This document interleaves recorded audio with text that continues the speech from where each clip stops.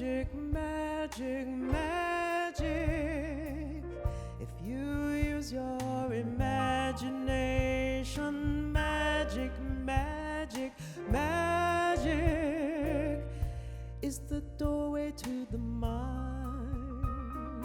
Magic, magic, magic takes a bit of a concentration. Magic, magic, real magic of a very special kind.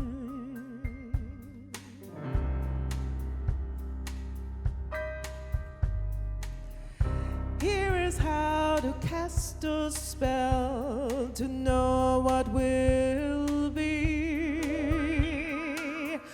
Throw a coin in a wishing well and see what you will see.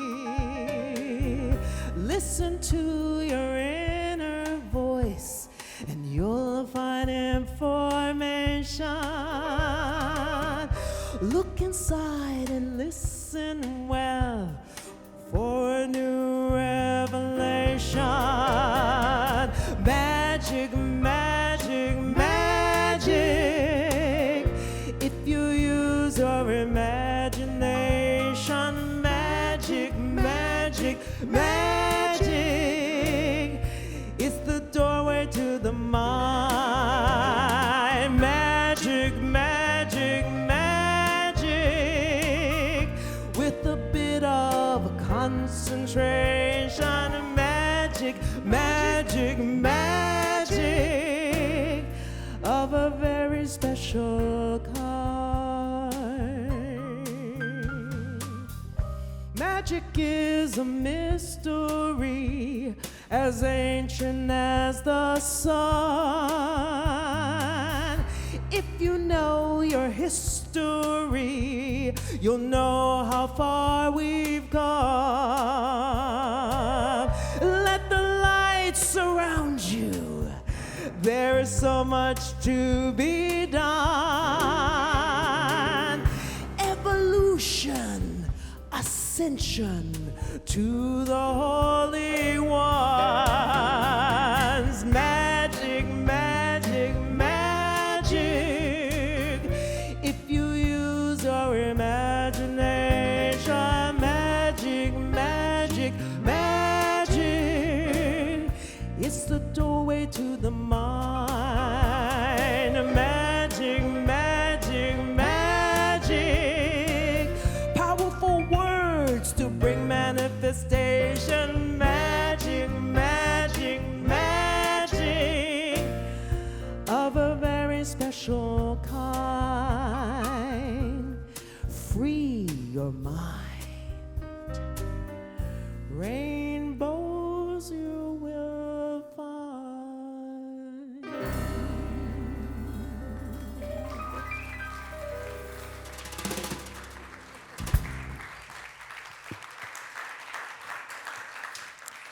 I love that. Powerful words that will bring manifestation. Where have we heard that before? It reminds me of when I was 10 years old and I saw the movie Willow. And some of you are laughing because you're maybe older than me and you're like, oh, she was 10. And some of you are like, I've never seen that movie before, maybe I should watch it. So you should if you've never watched it before, I'm just saying. But the really cool part at the very beginning of the movie is the High Aldwin. And the High Aldwin is like the sorcerer of the village. And there's a couple of choice people who are brought to the High Aldwin who could potentially be sorcerers themselves, but they have to know the right answer. And so the High Aldwin holds up his fingers and he says, which one contains the power to control the world? And so the first person came up and said, oh, that finger. And he said, nope, that's the wrong answer. And then the second person came up and said, well, that finger. And he said, nope, it's the wrong answer. And the third person who came up was Willow.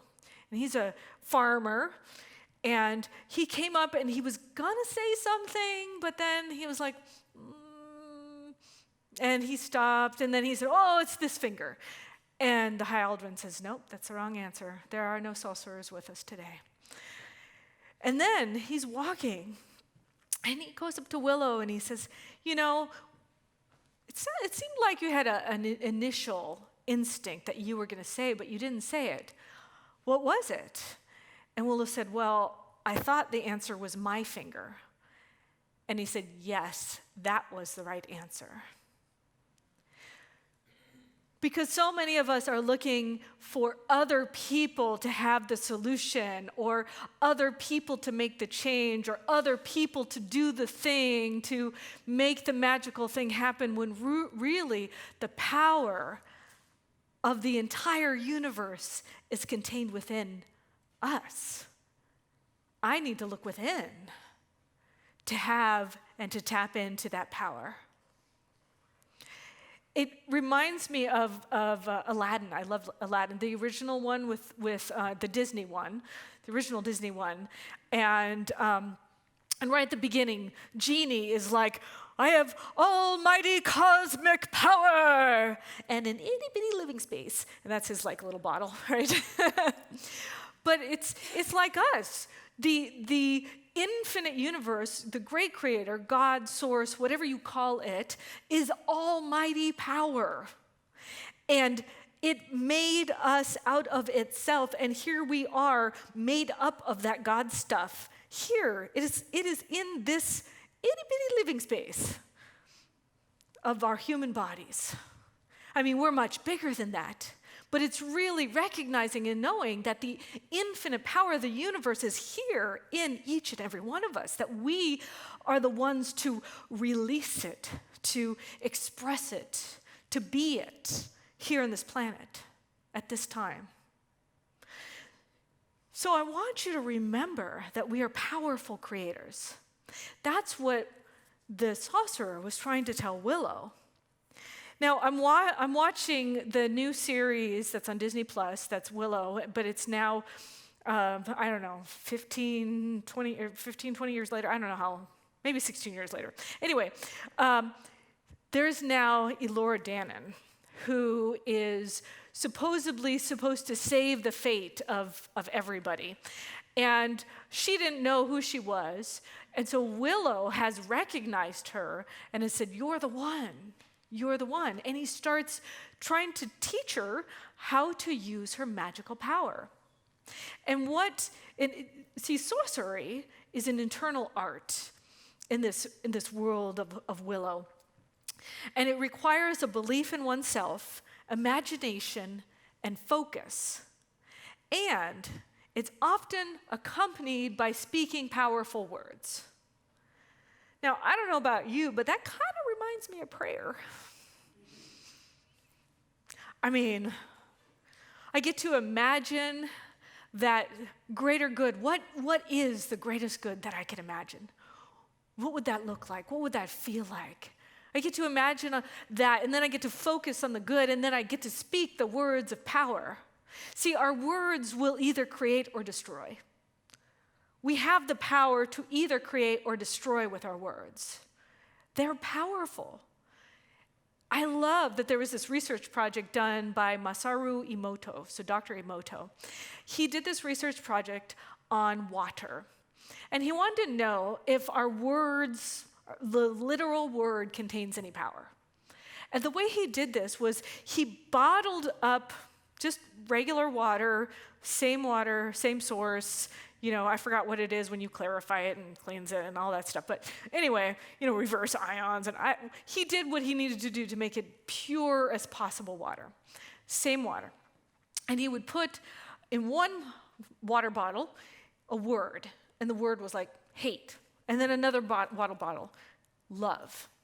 And he let those words stay on the bottles for 24 hours. And then what he did is he went in and he froze the water. And he put it under a microscope to see what would happen. And the hate water, the crystals were kind of like all over the place. There was no logical form and formation. But the love water created these gorgeous, beautiful crystals with these geometric designs that were stunning. And that was just one word on the outside of a water bottle. Now, can you imagine what these words that we're speaking aloud are doing to our own bodies, to each other? And how are we utilizing those words? Are we utilizing these powerful words for the greater good, or are we utilizing them to tear things down? People, places. How are we using our words? We're made up of 60% water. That's a lot. So remember, we are powerful creators in this world. Creating is an internal art. It requires a belief in oneself, imagination and focus, and a willingness to let the power of the universe flow through you, be used as you to express in this world. And we get to speak powerful words that we can either use to create or destroy. I've been watching a lot of magical stuff recently because I'm kind of like a fantasy, magical geek, you know, Star Trek, Star Wars, Disney. It's me, I love it. And I was watching Disenchanted. It just got released online. And now Enchanted, there was a Princess Giselle, and she was looking for her true love, and she found Robert. And so she fell in love with Robert, and they ended the story happily ever after. Well, in Disenchanted, which is part 2 of Enchanted, there's Giselle and Robert, and they're in this tiny cramped apartment, and Robert had come into the marriage with a child already, and by this time the child had grown up to be a teenager, and they had a newborn baby, and they were in a cramped apartment in New York, and the teenager was being a teenager and rebellious, and then the baby was crying all the time. And so the happily ever after was not so happily ever after at the beginning of Disenchanted. They were feeling a little disenchanted. And so they decide to move away from this cramped apartment in New York to move into suburbia, which is where, like, well, that's where the fairy tale happens. And they move into this house that looks like a castle. Unfortunately, it's a fixer-upper, you know, but it looks like a beautiful pink castle. And Giselle is having this argument with her stepdaughter, Morgan. And what happens is this, there's some people in Andalasia. Now, Andalasia is like the magical kingdom where all the magic happens. And then there's, Giselle is on planet Earth, and she does have magical powers and everything, but she's in the Earth world. And her friends over in Andalasia give her a baby, it was a baby gift for her new baby. It was a wand, a wishing wand. And so right after this fight that she has with this teenager that's like being so difficult with her, she makes a wish on the wand, and she wishes that she could have a fairy tale life again. And, well, I don't know if you remember in most fairy tales that in this case, she's the stepmother of Giselle, and that means that she starts turning into the evil stepmother. So her wish actually became a curse, and she starts turning evil. I know, ooh. And then it gets even deeper. There's the evil queen that shows up, and then you got 2 evil characters, and apparently you can only have 1 evil character in every movie. So they have to duke it out. And as they're duking it out, Morgan, who is the daughter, helps her mother remember the love that she is. And the love transforms everything. So sorry, spoiler alert, everybody, if you're going to go see it. Love transforms the world. I just told you the whole end. But there might be some truth to that, because the amazing thing is this person who was evil, actually both characters who were evil weren't actually evil. They just forgot who they were. And the love that they were reminded of brought them back to themselves. So are you using your power of words to remind people of the love that they are, or are you using them like the 2 evil characters to try and destroy each other? How are you using your words? I'm going to shift from the magical. So this month, the whole theme is a season of magic, mystery, and miracles. And I wanted to do the magical because, I wanted to use my wand and say, abracadabra, and have amazing things happen. Well, when I found out is that abracadabra has some historic etymology. And those who say it comes from a Hebrew heritage says that abracadabra means I will create as I speak. And other people say, no, it comes from an Aramaic root, but the Aramaic root says, I create like the word. And I don't know if you are Harry Potter fans. I am. Gryffindor house right here. My wife is Hufflepuff, just so you know. My best friend's daughter, she self-proclaims Slytherin, so everybody's good, everybody belongs. And the interesting thing in Harry Potter is Avada Kedavra, right? That in Harry Potter is the killing curse. It's said to have Aramaic roots that mean, I will destroy as I speak. I will destroy as I speak. So truly, even in the mystical and the magical, and as we dream these things up, there's a bit of truth to what's going on. And even if these stories seem fantastical, this world is pretty fantastically amazing. And we have the ability to harness the good that's in the world, and just like the Force, we can use it to create or destroy. And in the infinite plan, this is my belief system, in the infinite plan of God or source of the universe, there is an eventual end game where everybody remembers the love that they are. But we have this journey where we forgot.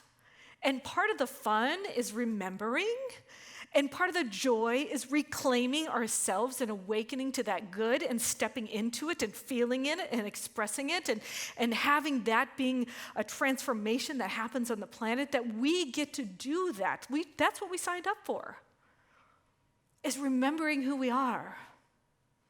And we can remember who we are, and we can speak a new possibility for what we'd love to have created through us by using our words. And as I was looking at all of these magical stories and everything, I also thought that the mystical has something to say in this. And I was looking at the Sufi poet, Rumi. And he has this saying, which has also been attributed to Buddha, by the way. And he says, before you speak, let your words pass through 3 gates. At the first gate, ask yourself, is it true? At the second gate, ask yourself, is it necessary? And at the third gate, ask yourself, is it kind? So if we want to be truly mindful about the power of our speaking, I invite you to consider speaking, looking at those 3 gates, and only saying the words that can pass through those gates. Now, last week, Kathy Ann talked about truth, right? Naming the truth. And she was talking about us speaking our own truth, or speaking the truth about who we truly are. Speaking the truth. But sometimes everybody, a lot of people, maybe in this room, like to speak other people's truth. And so I want to invite you to consider, maybe I can just speak the truth for me. I know that some people deliberately tell lies. I know that there are people who are out there that are hurt so much that's all they do. And I truly believe that most people don't want to tell lies. However, have you ever wanted to say something, but then you felt like you couldn't say the truth because you felt like it's not the right and perfect thing to say because I'll be judged if I speak my truth? Sometimes people who are coming out as gay or lesbian or bisexual or transgender or or gender fluid, gender inclusive. That's kind of like, I need to speak my truth, and there's a fear around, will I be judged? Other people like to tell a little bit of white lies. I don't know, maybe you have that uncle, like the Uncle Bob. Everybody has an Uncle Bob. I just realized it. Almost everybody has an Uncle Bob. So there's a lot of Uncle Bobs out in the world. And Bob's like, I went on that fishing trip, and the first year he tells the story, the fish is like this big. And then the next year he tells the story, the fish is like this big. And the next year he's like, I caught a fish this big. So some people like to kind of exaggerate or stretch the truth a little. I don't know, you might be participating in that a little bit. I do. I definitely do. So, it was so amazing. But truly, it's like can you say it's actually 100% true? It's very interesting because I don't know if you've ever been in a car accident, but the police comes in, there's 4 people involved in the car accident, and everybody has a different version of the story, and all the witnesses do too. And they all say different things. It's just like, well, what was that person focusing on while they were driving the car? Or where were they looking? Or what, and there's a billion things happening at the same time, and our brains can only remember certain things, and sometimes it's not even accurate. It's like, I watched this movie, Mousetrap, this last weekend, and it's basically, there's this mouse that these people have in their house, and it's kind of like destroying the house. And so they're trying to kill the mouse. These 2 brothers, they're trying to kill the mouse. And they have an auction for the house that they want to sell, and of course the mouse isn't there. And the mouse, imagine this. The auction is happening in the house. There's rows of people, and the brother is coming down, like that's where you are at is where the stage is, right? The brother's coming down, and the mouse jumps on his shoulder. He doesn't notice it. But then it goes into his clothing, and it works its way down into his pants, right? And so he was walking okay at the beginning, and then he's like, oh.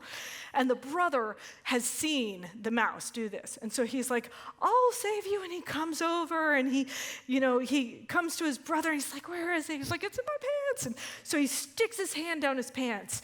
And then the whole audience turns and looks at both of them. The 2 brothers, the one brother going, oh, and the other one with his hand down his pants. And they all made up a story of what they thought was happening, which was not the truth. But that could happen to any one of us, where we perceive something's happening, and maybe it's not really the truth. Maybe the way it looks is not the way it really is. So can you say, this is true, and I absolutely know it's true? If you absolutely do not know if it's true, ask yourself, what are you trying to say? Why are you trying to say something?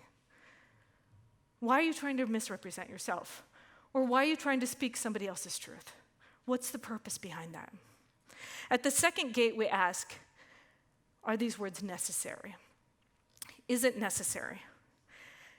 If they must be uttered, they must serve some meaningful purpose. Do they clarify the situation? Do they help someone? Or do they strike a discordant or a relevant note? I mean, it's good to have a bitch session. I get it. It's good to have a bitch session. However, you know where I do my bitch sessions? I do my bitch sessions with my prayer partner and with my practitioner. And I used to have a therapist, and I used to do it with my therapist too. That's where I do my complaining sessions, because I need to get it out, but I also want it to do no harm. And the reason why I want to get it out is because I want to shift my own awareness on what the truth is and how I be a better person in this situation. I don't go around complaining to people about all the things. As a matter of fact, that's why Kathy Ann and I, when we go on spiritual journeys, we say no complaining. It reminds me of, I went out to lunch with a friend, and, it was a beautiful, cool day like today, and he ordered soup. And when he got the soup was cold. And so he said, oh, I can't believe the soup is cold. And then the server comes up, and the server says, how is everything? And he says, fine. And then the server goes away, and then he said, I can't believe they served me cold soup. And I was like, you have no right to complain to me. I'm not here to be your bitching person. Like, the person who you should have told it to was the server, because they can change it. They can make a difference. It's not a complaint if you're like, this needs to be changed. This needs to be rectified. They're just saying, this is what is. What is the soup is cold. Like, that is the truth. And then the server can go, oh, I'm sorry, and bring you some hot soup. But are you complaining just to complain? Or are you trying to create a change with the right and perfect people that can actually instigate that change? So ask yourself the question, is it necessary to say this right now? And is it necessary, like it might harm the conversation if I say it right now? Is this the right time and place to address this issue? Are these the people who need to hear what I'm wanting to express? Ask yourself those questions. And the third gate are the words kind. If we still feel like we need to speak out, we have the truth, we know that this is 100% the truth, and this is necessary to speak out loud, is it kind? Because we can destroy people with our words. We can. I mean, I know in grade school they say, oh, sticks and stones may break my bones, but words will never hurt me. But that was such a lie. And I know in this teaching, we teach you to be responsible for your own life and that you're not responsible for other people's reactions or their own experience, which is true. And for you to be responsible for your own life means that you speak the words with love and kindness. Yes. And there are words that sometimes need to be spoken. Sometimes I need coaching, everybody. Like Kathy Ann coaches me. She says things because my intention is I want to be the best minister I can be for you. I want to do the best that I can, and I have room for improvement. I am a human being. And so Kathy Ann gives me words of coaching so I can grow into that magnificent being, and I welcome them. And sometimes it's a little uncomfortable to hear, but that's okay. I want to hear how I can step into the greatness of my being so I can be of service to all of you. That's what I want to do. So how are you couching your words? Are you saying them with kindness? Are you saying them with love? Are you saying them because you're a compassionate person and your words are actually helpful in the situation? Ask yourself those questions. In James, the Bible, James 3, verses 4 through 6. Everybody get your Bible out right now. By the way, if you're new here, we have people from all different religions. We teach about all different things, hence Sufism, but in James it says, it takes strong winds to move a large sailing ship, but the captain only uses a small rudder to make it go in any direction. Our tongues are small too, and yet they brag about big things. It takes only a spark to start a forest fire. The tongue is like a spark. Now, is that spark destroying things, or is that a spark that is a contagion for good, that is uplifting each other? See, I want our sparks to be sparks of illumination, to be sparks of inspiration, to be sparks of connection, to be sparks of calling us to stand into a greater sense of love with each other. That's how I want our sparks to be. That's how I choose for mine to be. And I want to invite you to choose that with me. So remember that we are powerful creators in this world. Are you willing to look at yourself to be the change, as Mahatma Gandhi said, to be the change in the world? Are you looking to others to make the changes? Creating is an internal art. It requires the belief in oneself, imagination, focus, a willingness to let the power of the infinite universe flow through you as you, and to recognize that our words, like a spell, have the power to create or destroy. And so are you using your words to remind people of their magnificence? Or are you using your words to tear somebody else down? I'm saying this because I know you're all going to go be visiting your families in the next couple of weeks. So just three gates, okay? I'm saying it to myself. Okay. So remember those three gates. As Rumi said, before you speak, let the words pass through the three gates. At the first gate, ask yourself, is it true? At the second gate, ask yourself, is it necessary? At the third gate, ask yourself, is it kind? And I know that I am participating in a community that is a force for good in the world. That we choose our words with kindness, love, and compassion. And that is how I live. And I invite you to be in alignment with that truth with me. So let us pray.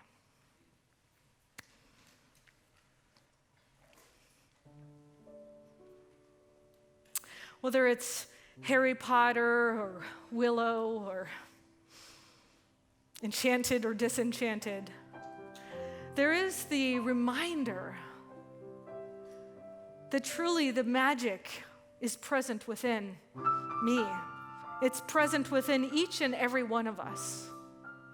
And we have the choice to step into utilizing our words as creating, utilizing our words to speak the truth, to speak in kindness, to speak when it's necessary.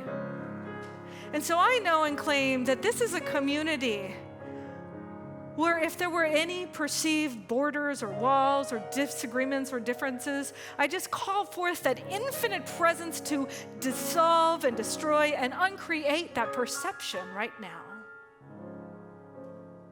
And as it is cleared away in this moment, I recognize and know the love that is here, the joy that is here, the peace that is here, the connection that is here. And so I claim and know that that connection reverberates past these walls, past all the walls of all the people all around the world who are listening to this. And that it is a spark, a fire, a contagion for good, a force for good in the world. That we stand for this powerful presence of love. That we surrender into it and we ask, what is the highest good here?